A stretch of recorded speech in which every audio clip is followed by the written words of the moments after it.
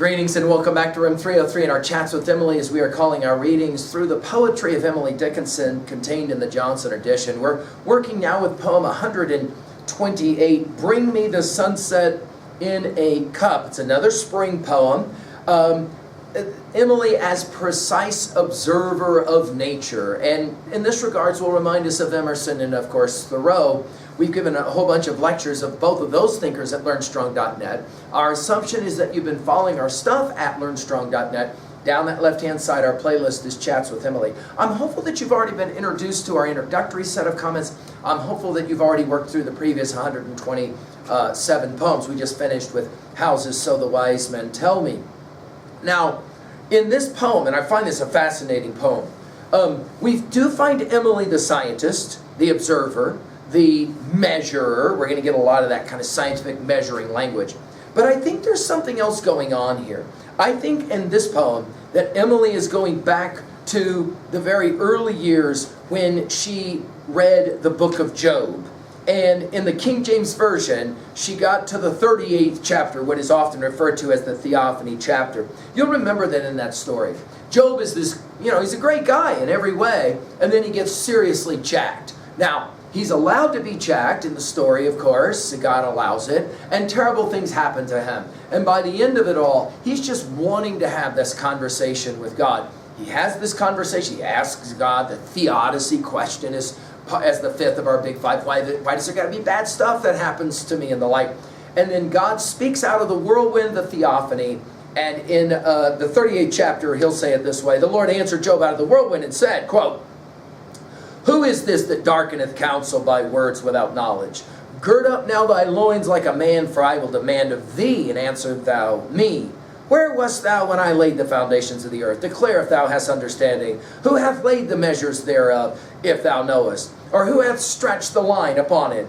Whereupon are the foundations therefore fastened? Or who laid the cornerstone thereof? When the morning stars sang together, and all the sons of God shouted for joy? Or who shut up the sea with doors, when it brake forth, as if it had issued out of the womb?" And then on it goes. In other words, many have called it putting Job in his place, theologically in his place. Now, I think that Emily wants to respond to that.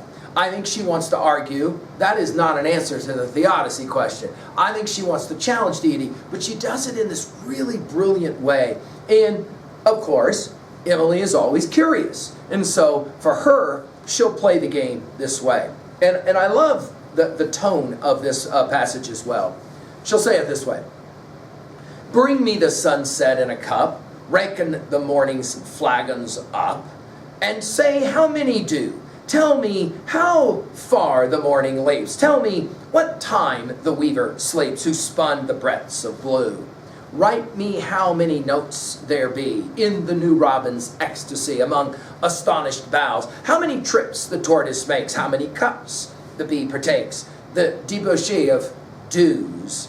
Also, who laid the rainbow's piers? Who leads the docile spheres by wreaths of supple blue? Whose fingers string the stalactite? Who counts the wampum of the night to see that none is due? Who built this little Alban house and shut the windows down so close my spirit cannot see? Who'll let me out some gala day with implements to fly away, passing pomposity?" Now, I think it is a key word, pomposity, and I think it's the only time it gets used in all of Emily's poetry. And I think there is a certain recognition that the answers that are the simple answers to the theodicy question are for Emily, well, I'm not going to say wrong, but I am going to say only half right. Okay, I'll leave it at that one. It seems that that would maybe be where Emily would be. Notice how she begins with hyperbole, "Bring me the sunset in a cup." And notice the rhyme scheme as well here. Notice the word reckon. That is to say calculations. And you got the language of science happening in this brilliant little poem. "Bring me the sunset in a cup, reckon the morning's flagons up, and see how many do." By the way, notice it is many, but it's singular do. We're going to see this later when we've already seen it in poem 14 with May, when it should have been May's. And we saw it also in poem 100 with Butterfly. We're going to see this a number of times, so she'll use a singular to describe a plural, right? Say, how many do? And then this tell me, tell me. In 15 poems, she plays this game of tell me. In poem 722, she'll say, tell me no lie. Tell me how far the morning leaps. In poem 228, leaping like leopards will be the use of that word leap. Tell me how far the morning leaps. Tell me what time the weaver sleeps who spun the threads of blue. Later, of course, in this poem, it's supple blue. Write me how many notes there be in the new robin's ecstasy. 27 times in poems she'll use this word ecstasy. Among astonished boughs. How many trips the tortoise makes. Again, now notice the pairing here of how many, also who. How many trips the tortoise makes, and how many cups the bee partakes. The debauchee of dews. By the way, in 2:14 you get the same phrase again. We'll come back to it. And then very much sounding like, I think, her referencing to the 38th chapter of Job. Who laid the rainbow's piers? Who leads the docile spheres by wreaths of supple blue? This word wreaths are just the willow branches or the osier branches, kind of tied together. And then, of course, with this blue, earlier it was breaths of blue. Whose fingers string the stalactite? Who counts against, this is the language of science, or the accountant God, right? Who counts the wampum of the night? Here we're talking stars, obviously, to see that none is due. Who built this little Alban house? Now, of course, we could argue that Alban house is the grave. Alban, of course, the body, the Latin for albus, that is to say white as in the body, right? Who built this little Alban house and shut the windows down so close my spirit cannot see? I think it's significant that sight, perspicacity, is the goal here. You'll remember in poem 10, she said it, I cannot see a spoke. Who will let me out some gala day? Here we're obviously speaking resurrection.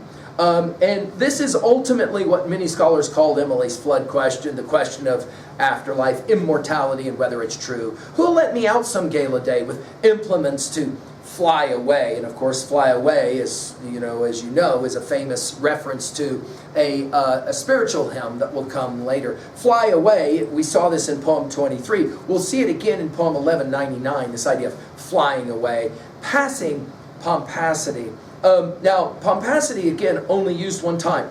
I think that our argument is that there is explanations to all the questions she's asking in nature. Like, how do you explain all of this? Well, there is a pompous answer, and I think for Emily, it's the theological answer. And she says, when I finally die, I hope, is that I'm going to gain some knowledge. I'm going to be able to pass these kind of superficial, pomposity, these kind of superficial types of answers to the really simple questions of nature. You'll remember that Walt Whitman said in passage 48 of Song of Myself. We give full lectures at learnstrong.net, of course, in our Talks with Walt, where we did all of the poems of Leaves of Grass. You'll remember that he says, to cast an eye or to show a bean in its pod confounds the learning of all time. This idea that there's things that science can explain, but there's other things that just seem beyond the simple explanations of pomposity. Well, what are we going to do at 2A with a poem like this? I think our argument is that nature is always going to challenge us to move beyond pomposity, right? To move beyond the simple explanations. We're always trying to think about origins and purpose, of course, in nature. At 2B, I love the use of the rhetorical questions, especially at 3A, as it relates to our reading of Job 38, 4 through 8. Of course, we can think about Emerson's Nature and Thoreau's Walden. We've given full lectures at learnstrong.net over those brilliant thinkers as well.